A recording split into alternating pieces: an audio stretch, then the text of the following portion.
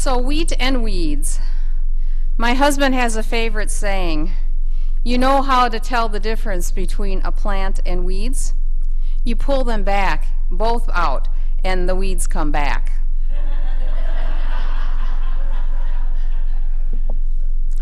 When I was invited last Sunday to put together a service using the Befrienders, I always jump at the chance to promote this valuable ministry.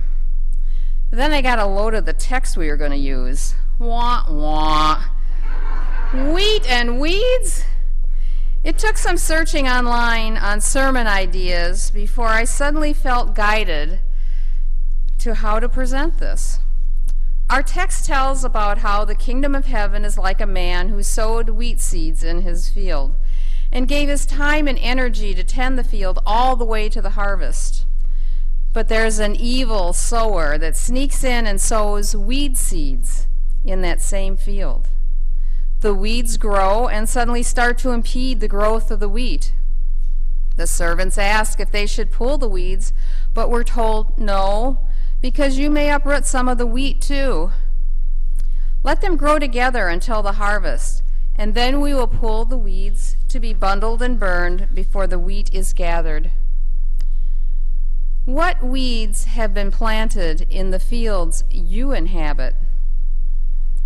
Who or what has done the planting of these weeds?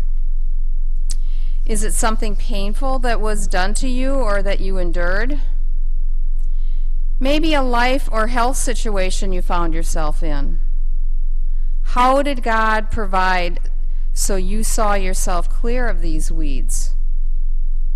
Or are you still in the thick of it? Did you receive or accept help? I find it interesting that as followers of Jesus, we are very quick to offer help and assistance to others. But when it comes time to accepting help or support for ourselves, our pride gets in the way, and we say, "Thank you, but I don't need any help." In our Befriender training, we have one whole chapter we study on giving and receiving help. Giving and receiving is kind of a yin and a yang sort of thing. When you give help or support, you know you are doing God's work. You can feel it in your heart and in your soul. When you accept help or support, you enable somebody else to do God's work. And you should feel that same fulfillment in your heart and soul. Why, as a society, do we feel we need to deny ourselves in those times? Remember Jesus' washing of his followers' feet in John 13? He did this as an example of servant leadership and mutual love.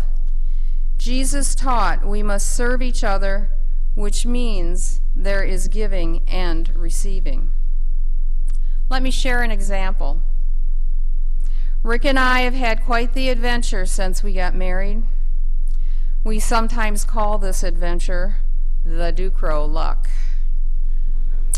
From when we got married, trying to blend a family of 4 teenage kids with a lot of baggage, who were all still living at home, to crazy things that happened to us or even our house.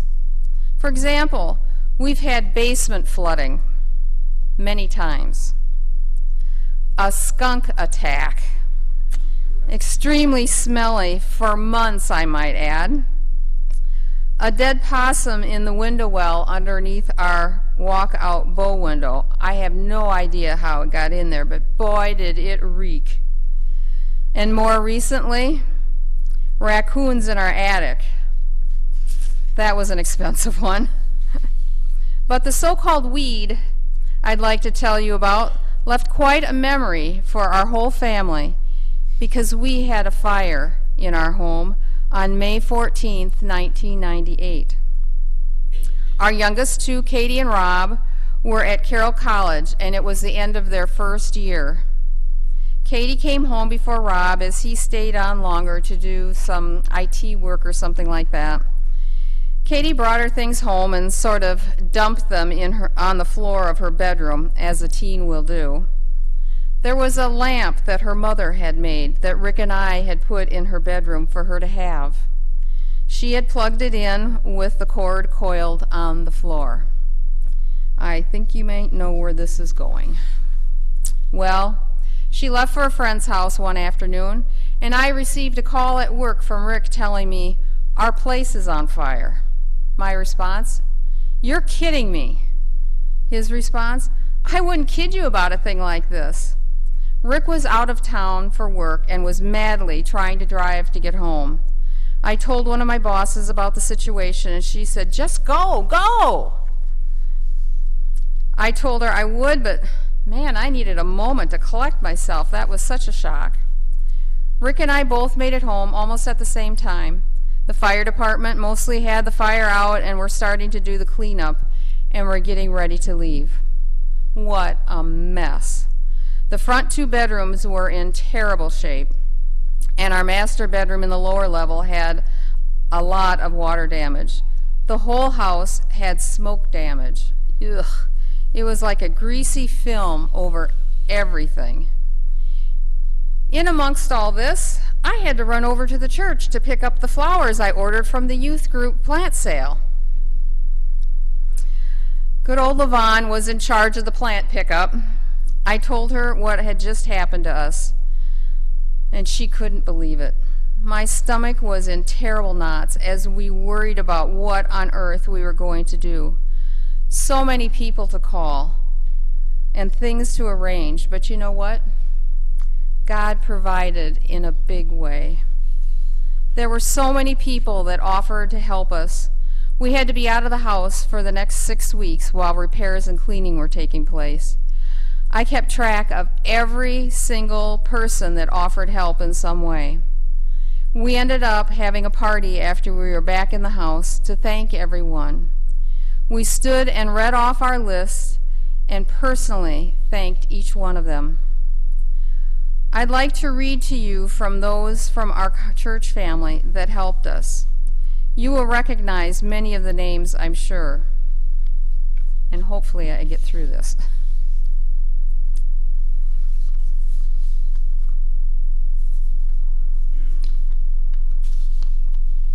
Helen and Harold Jennings. Helen and Harold lived a block away from us, and we used to get together and do a number of things in the summer months when they were here. They always vacationed down in Florida for the winter. Helen was my eyes until I could make it home. I had called her on my car phone to see how bad the fire was. They also let us stay with them the first night we were homeless and do some washing of the clothes that we had removed from the house. Levon Giesland for putting the word out to some of our church family when they came to pick up their plants. And then you and Don came over that first evening to see if you could help in any way. And I think, as I recall, Don helped put up the plywood over the bedroom windows because the glass had been broken out when the fire department was there. Let's see. Sarah and Randy Zorn, after you talked with Levon at church, you offered us the use of your home for a week while you were on vacation. That was God's immediate answer to our prayers. Pastor Paul and Anne Marie Quackenbush, Paul for announcing our situation in church and offering support in any way, and including us for weeks in the church's prayers. You and Anne Marie lifted our spirits. Lori and Jim Martin. Jim had had heart surgery a few months before our fire, and he and Lori came over, and they helped Katie itemize everything that she had lost in the fire, and she had lost everything. It was a mountainous, dirty job and a huge help to her, but we were so worried about Jim, who sat on a box or a stool in the hallway outside the bedroom and wrote down everything that she told him to write down, and the house reeked so bad. The fire, our daughter brought a lot of things home in Rubbermaid tubs, and when that fire hit that, it was just acrid. Bonnie Prohaska, for the coat you lent me to wear. Rick and I were sharing a coat between us. I don't know how that ever happened. Also, the moral support you and Dan gave us. Karen, Larry, and Amanda Dosh for giving Katie a place to stay for 6 weeks, and I believe some clothes to borrow. Your care of Katie is greatly appreciated. Jean and Denny Blackmore for storing some of Rob's things he brought back from college. We were at a loss of where we were going to go with his things when he finally did come home. Thank you.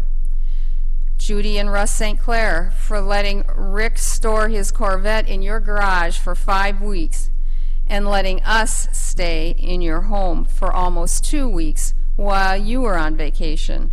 We so appreciated staying in a home rather than a motel. And the last is Ann Steich for the lovely dinner and visit we had with you one evening. It took our mind off of things for a while, and it was great to have some home cooking rather than restaurant food. As you can see, there were many more people that stepped up and helped us, something that we are eternally grateful for and will never forget. I wrote in our scrapbook that I will never take our home for granted ever again, and I should add, and never forget the people who came to our aid. In 1998, we did not have a Befrienders Ministry in our church. That was many years off in the future. But I can tell you one thing. There were many in our church with the Befriender spirit that stepped up and helped us in our time of need. And Rick and I will always be indebted to them. This fire was certainly a weed in our lives, but the wheat that was harvested was the grace we received from God and from our lifelong friends we have at McFarland UCC.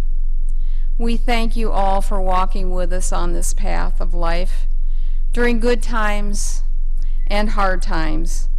We love you all. Amen.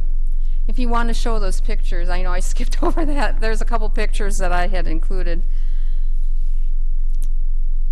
of the fire.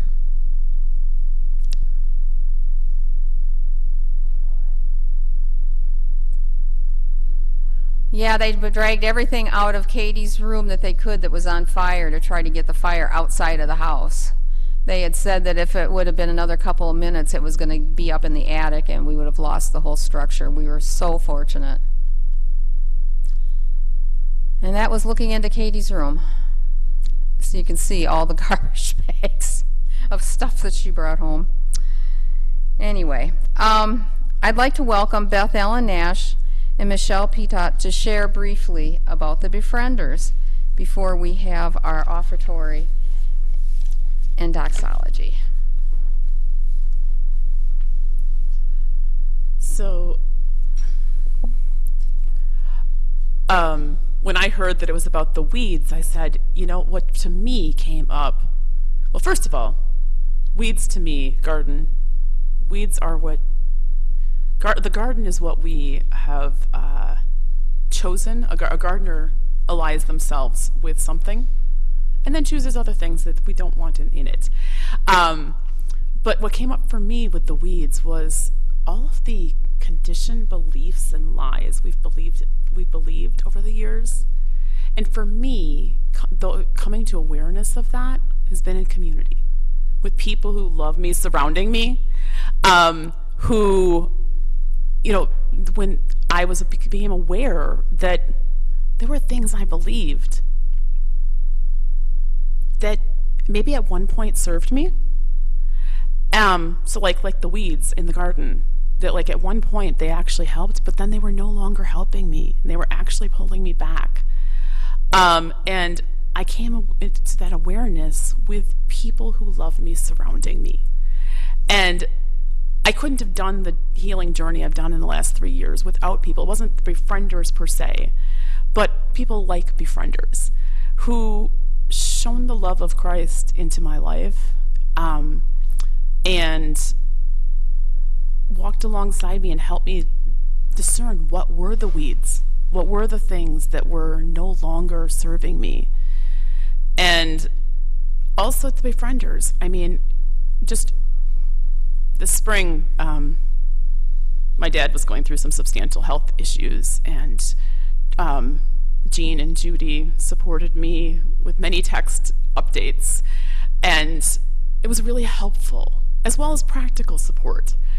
You know, I reached out and said, hey, we need to move my dad into assisted living, and we're going to find out a couple days before what our little window of opportunity is to move a few pieces of furniture. Would there be somebody in the church who could help?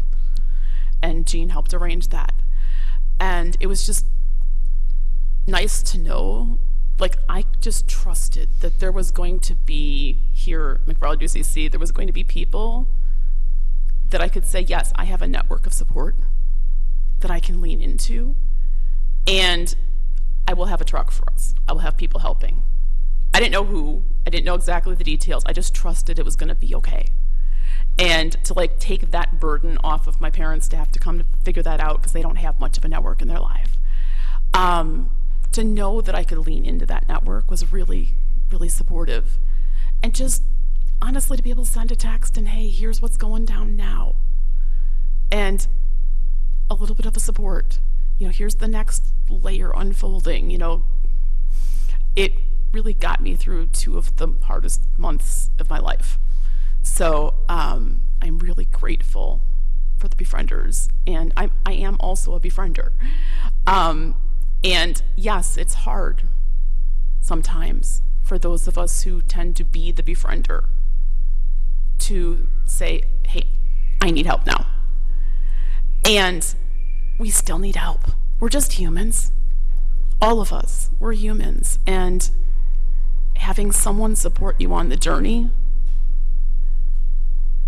makes the difference some days of wanting to give up and not sure you can make it through, and knowing that it's going to be okay. It's going to be okay.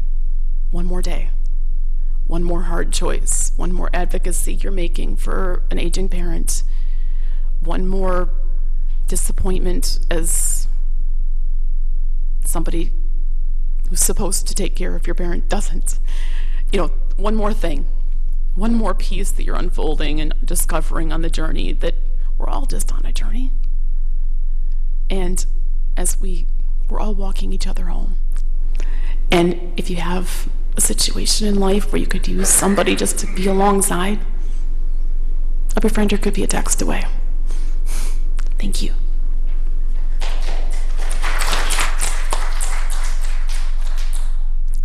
Thanks, Beth Ellen. You left me up here alone, man.